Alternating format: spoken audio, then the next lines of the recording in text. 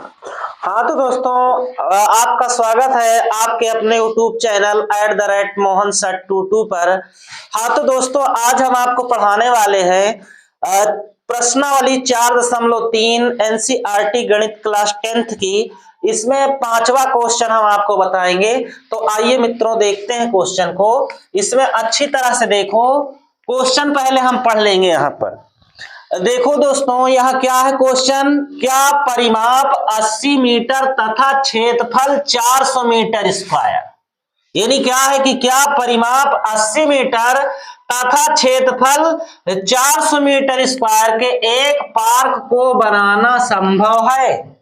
क्या कह रहा है कि यानी एक पार्क बनाना संभव है। यदि है तो उसकी लंबाई और चौड़ाई ज्ञात कीजिए। मैं आपको आशा दिलाता हूं आप पूरी वीडियो को अच्छी तरह से देखें, बहुत ही अच्छी तरह समझ में आएगा। और मैं मानता हूं कि भाई सादे बोर्ड पर आपको देखने में उसको वीडियो ऊपर कर सकते हैं, लेकिन प्लीज आपसे रिक्वेस्ट है कि पूरी वीडियो को अच्छी तरह से देखिए। और देखो, आइए दोस्तों, यहां देखो, एकदम सरल तरीके से हम आपको बताएंगे।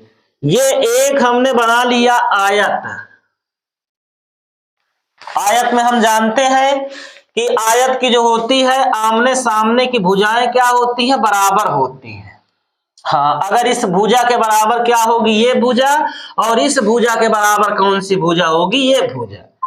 तो यहां पर ध्यान देंगे कि आयत में क्या होता है कि आमने सामने की दोनों भुजाएं क्या होती हैं, बराबर होती हैं।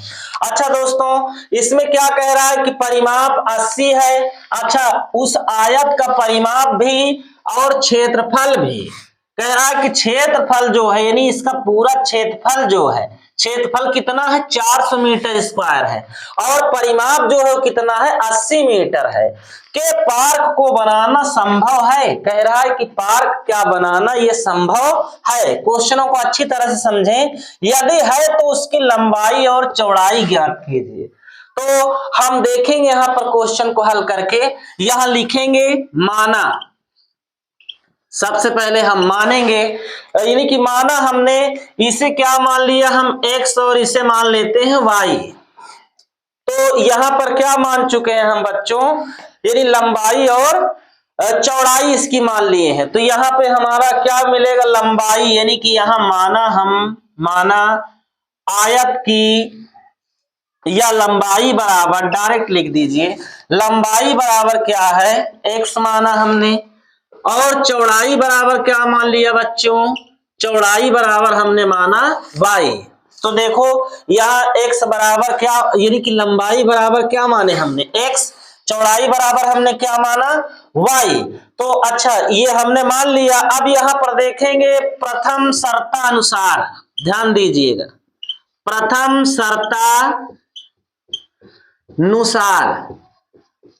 शर्तानुसार क्या कह रहा है, कह रहा है कि यानी आयत का परिमाप जो है, पहले परिमाप निकाल लो। तो आयत का आता है यहां पर, या कह सकते हैं अब आयत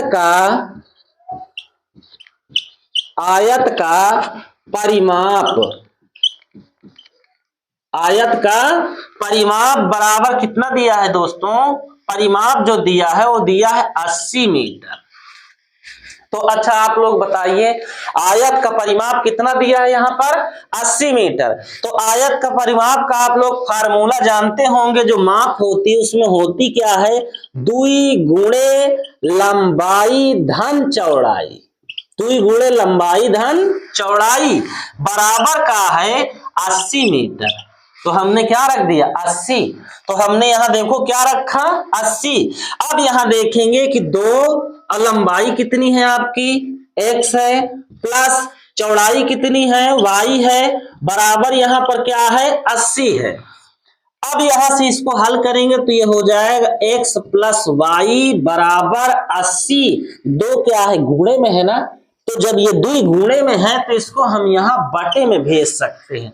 तो 2 एक कम 2 और 2 चौको 8। तो x प्लस वाई बराबर जो मिल रहा है, कितना मिल रहा है, 40 मिल रहा है। यहां तक कोई दिक्कत आप लोगों को? इसे हम क्या करेंगे, कह देंगे समीकरण फर्स्ट। इसे हमने मान लिया समीकरण फर्स्ट। अब इसके बाद क्या है, इसी प्रकार, ठीक इसी प्रकार आप क्या करेंगे, प्रकार, अब क्या निकाल देंगे, आयत का क्षेत्रफल। तो आयत का क्षेत्रफल क्या हो जाएगा आपका, आयत का क्षेत्रफल, आयत का जो क्षेत्रफल होगा बच्चों वो कितना दिया है यहां पर, पहले ये देखिए 400 मीटर स्क्वायर है। कितना दिया है, 400 मीटर स्क्वायर दिया है। तो आयत का जो क्षेत्रफल दिया हो 400 मीटर स्क्वायर है, तो आयत का क्षेत्रफल का फार्मूला क्या होता है। यहां पर ये बात ध्यान दीजिएगा कि आयत का क्षेत्रफल का फार्मूला क्या होता है। तो इसका फार्मूला जो होता है यहां होता है लंबाई गुणते चौड़ाई, और बराबर कितना है 400। तो लंबाई गुणे चौड़ाई बराबर 400। तो अब यहाँ पे लंबाई हमारी कितनी माने थे हमने, x गुणे y के दर पर हम क्या रखेंगे, वो यानी कि चौड़ाई के दर पर क्या रखेंगे y, और गुणे 400। अब यहाँ देखेंगे हम कि x बराबर बच्चों, यहाँ हम चाहें तो x बराबर निकाल सकते थे। हमको आवश्यकता क्या है, यानी कि x यहां रोकना है बाएं पक्ष में। तो x बराबर क्या हो जाएगा 40, ये y को उधर अगर हम भेज देते तो माइनस y बन जाता। क्यों, क्योंकि हमें केवल इसमें बाएं पक्ष में केवल x की आवश्यकता थी। तो हमने x को रोक करके बाएं पक्ष में दाएं पक्ष का क्या कर दिया, पक्षांतर। क्यों, क्योंकि यहाँ x का मान आप रख सकते थे। समझ में आ रही है बात। तो -40 माइनस वाई, और उसके बाद गुणे वाई को उसी तरह रख दो बराबर 400। कोई दिक्कत यहाँ, देखिए एकदम इससे क्या होगा आपका आसान हो जाएगा। समझ रहे हैं, नहीं तो उसमें 2 बार फिर उसके बाद युगपत समीकरण आपको बनाना पड़ेगा, फिर समीकरणों के बाद दोनों के अलग अलग मान, ये सब करने की आवश्यकता नहीं है। आइए आप देखते हैं यहाँ क्या हो जाएगा, या फिर आप कह सकते हैं इसको, इसका जब गुणा वाई का करेंगे इसमें तो 40 वाई और माइनस वाई, वाई का क्या हो जाएगा वाई स्क्वायर, तो बराबर कितना है 400 है। अब हम यहाँ देखेंगे कि उधर से इस पक्ष में पूरी संख्याओं को लाएंगे, तो या 40 वाई माइनस वाई स्क्वायर और -400 बराबर क्या हो जाएगा बच्चों, 0 हो जाएगा। तो अच्छा आइए इधर देखते हैं, आप यहाँ पर थोड़ा उतार लीजिए समीकरण को, या -y की घात पे 2 माइनस वो प्लस 40 y माइनस 400 बराबर 0। आप लोगों को देखिए ये सवाल यहाँ पे थोड़ा सा बता रहे हैं, इसको मिट दीजिएगा।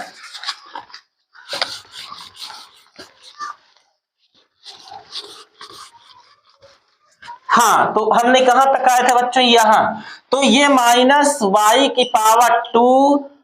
प्लस 40y और -400 बराबर क्या निकाला था हमने 0। अब इसे हम ध्यान से देखेंगे यहाँ पर कि माइनस का जो पद ये शुरू में है माइनस, इस माइनस वाली संख्या का क्या करेंगे हम, माइनस ले लो कॉमन। तो माइनस जब कॉमन हो जाएगा तो ये स्क्वायर प्लस या प्लस हो जाएगा -40y, और ये माइनस जो है क्या हो जाएगा प्लस 400 बराबर 0। किस तरह से हुआ ध्यान दीजिएगा, माइनस अगर हम यहाँ पर कॉमन लेंगे, यहाँ मान लीजिए हमने कॉमन लिया, तो माइनस अगर यहाँ कॉमन है तो ये माइनस का हो गया प्लस, और ये प्लस का क्या हो जाएगा माइनस, प्लस का माइनस, फिर माइनस माइनस का क्या हो जाएगा प्लस। तो इस प्रकार से ये माइनस, चाहे एक बार और हम लिख के दिखा दें आपको, वाई स्क्वायर -40y प्लस 400 बराबर 0, या बटा में जो 0 वो माइनस चला गया, इसलिए माइनस क्या हुआ वहां से खत्म हो गया। अब ध्यान दीजिएगा, अब इसमें हम देख रहे हैं, इसको हम विविध कर डी, इसमें देखेंगे कि क्या ये मूल समान है कि नहीं है, इसको ये भी देख लेते हैं, जांच कर लेते हैं। तो यहाँ पर हम देखेंगे प्रिय स्टूडेंट कि क्या है ax² यानी a बराबर आपका जो तुलना आप करते हैं ax² plus bx plus c बराबर 0 से तुलना करते हैं। तो जो एक यानी x² का गुणांक वहां a होता है, तो यहाँ क्या है, यहाँ पर 1 है, तो a बराबर 1 मिलेगा आपको, b बराबर क्या मिलेगा -40, और c बराबर क्या मिलेगा आपको 400। यहाँ तक कोई दिक्कत आपको? हम आशा करते हैं समझ में आया होगा। तो यहाँ क्या करेंगे बच्चों, अब हम यहाँ पर इनका निकालेंगे विविक्त कर, यानी d बराबर ये हो जाएगा b² माइनस 4ac। इसे d जो होता है क्या होता है, विविक्त कर। तो इससे हम क्या निकालेंगे, मूलों के अस्तित्व ज्ञात करवाएंगे। तो -40 का होल स्क्वायर माइनस 4 गुणे ए का मान कितना है, 1 है, गुणे बी का मान कितना है, -40 है। तो यहां से इस प्रकार से हमने क्या निकाला, देखिए 40 का जब वर्ग करेंगे तो हो जाएगा 400। कितना हो जाएगा, 400। 4 चौक 16, गलत, सॉरी यहां थोड़ा सा गलती हो रही है। देखो 4 चौक 16, माइनस माइनस का तो वर्ग हुआ तो क्या हो गया, प्लस हो गया। तो ऋण ऋण का जो गुणा हुआ वो धन हुआ भाई, ऋण गुणे ऋण, ऋण ऋण का गुणा धन। और 4 का वर्ग करेंगे तो 4 चौक 16, 0 0। असल में हम स्लो मोशन में पढ़ा रहे थे ना, तो मन थोड़ा से इधर उधर होने लगा था। माइनस, यहां देखो माइनस माइनस का क्या हो जाएगा, यहां माइनस माइनस का प्लस। अच्छा, माइनस माइनस का प्लस नहीं, सॉरी ये ऋण का तो हो गया ये। अच्छा, तो माइनस 4ac, तो माइनस प्लस का माइनस, और माइनस माइनस का क्या हो जाएगा, प्लस। तो माइनस माइनस का क्या होगा बच्चों, सी का फार्मूला यहाँ पे धनात्मक हो गया था, सॉरी सी वाला जो मान था ये धनात्मक हो गया था ना, 400। हाँ, तो ये धनात्मक 400 था। देखिए मान गलत लिखने पे यहाँ पे गलती हो जाती। यहाँ क्या हुआ भाई, ये धनात्मक हो गया था ना, हमने चिन्ह का क्या किया था, गुणा किया था, इसलिए यहाँ पे यह आ गया था प्लस 400 ना। तो यहाँ ये क्या है, माइनस प्लस का माइनस, इसीलिए तो यहाँ गलतियां हो रही थी, ये मूर्ख बना रहा था। यहाँ इसे माइनस करो, माइनस प्लस का माइनस, और माइनस माइनस का देखो माइनस प्लस, यानी ऋण धन का गुणा ऋण, फिर ऋण धन का गुणा ऋण। 4 चौक 16, 4 चौक 16, 2 जीरो है तो 2 जीरो हम बढ़ा देंगे। अब यहां देखेंगे कि 1600 धनात्मक है, 1600 ऋणात्मक है, तो ये दोनों क्या होंगे, कैंसिल हो जाएंगे, यानी जीरो आ गया। तो d बराबर हमें क्या यहां पर मिला, 0। अब जो d बराबर 0 मिलता है, तो दोस्तों अब हम इसका जो है द्विघात समीकरण किस प्रकार से निकालेंगे, थोड़ा ध्यान दीजिएगा। इसका जो द्विघात समीकरण हम निकालेंगे, वो द्विघात समीकरण क्या होता है, द्विघात समीकरण जो होता है आपका, वो होता है -b प्लस माइनस √d/2a होता है। तब यहाँ पे आप रखे मान को, यहाँ पे हमको मान जो जो मिल रहे थे a बराबर b बराबर, ये देखिए यहाँ पे हमने निकाला है।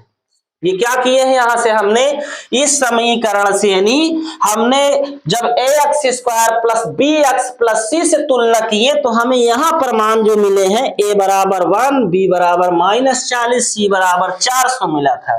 तो b बराबर हम क्या रखेंगे, -40, तो माइनस पहले से यहां सूत्र में है, फिर आप ऋण 40 रखेंगे, वर्ग नहीं है कोई बात नहीं, प्लस माइनस है तो दोनों चिन्ह लगाएंगे। √d, ये d तो हमने 0 रख ही दिया है, 0 को वर्गमूल निकालेंगे तो आपका 0 ही आएगा, बटा ये 2 गुणे 1 के दर पर हम क्या रखेंगे, 1 को रखेंगे। कोई समस्या यहाँ तक दोस्तों, ये समझ में आया ना आप लोगों को? तो देखिए यहाँ बराबर, अब हम यहाँ देखेंगे ऋण ऋण का गुणा धन 40, फिर क्या होगा प्लस माइनस 0 अपान 2 एकन्नम 2। अब यहां से आप देखेंगे कि एक बार धनात्मक मान लेने पर, यानी आप मानेंगे नहीं, धनात्मक का मतलब धन लेने पर, तो धनात्मक धनात्मक थोड़ा हिंदिया लिखने में ना, धनात्मक मान लेने पर, तो यहां क्या हो जाएगा 40 प्लस 0/2। और एक बार जब आप ऋणात्मक मान लेंगे, तो ऋणात्मक में क्या हो जाएगा, 40 माइनस 0/2। तो ये क्या होगा 40/2 और ये भी हो जाएगा आपका 40/2। भाई जीरो घटाने में या जोड़ने पे उस संख्याओं में कोई मतलब नहीं, कोई परिवर्तन नहीं होंगे। तो यहाँ पे ये क्या होगा 2 एकन्नम 2, 2 बिसाहम 40, 2 एकन्नम 2, 2 बिसाहम 40। तो हम देख रहे हैं यहाँ से कि दोनों मूल जो क्या है यहाँ दिख रहा है ना, नहीं तो दोनों मूल क्या है 20, 20 निकल रहे हैं, इसलिए दोनों मूल क्या है समान है। तो दोस्तों आपको ये वीडियो कैसी लगी, यदि समझ में आया हो, अच्छी लगी हो तो अपने दोस्तों को भी शेयर करें और चैनल को लाइक सब्सक्राइब करना ना भूलें। धन्यवाद।